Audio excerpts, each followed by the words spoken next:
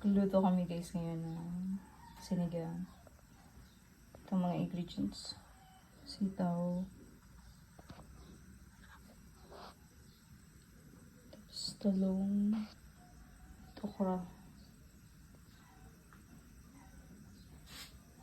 Ito ang sili.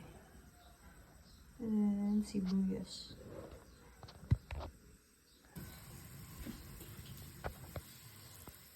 Pinatukulan mo na itong karne.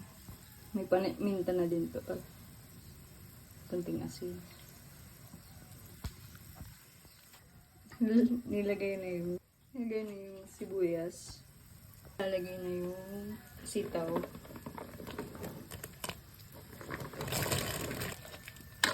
Papaikot mo sa kanya. Talong.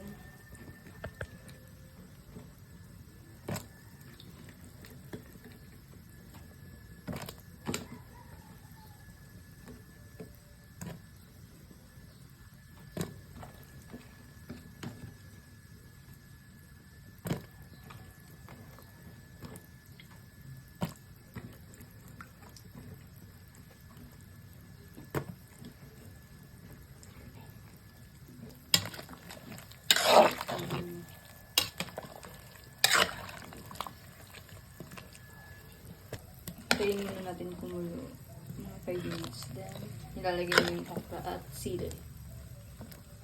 Tapos, luto na. Yung ibang ingredients ilalagay na. Kasi madali naman yung maluto.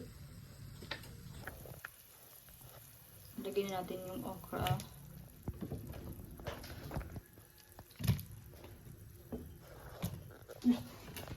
Haluin.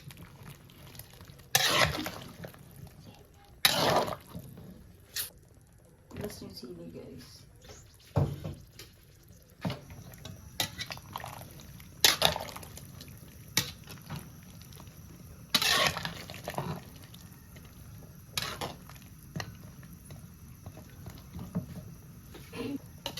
Tatakpan na lang ito guys. At pagkatapos ay luto na. Luto na guys.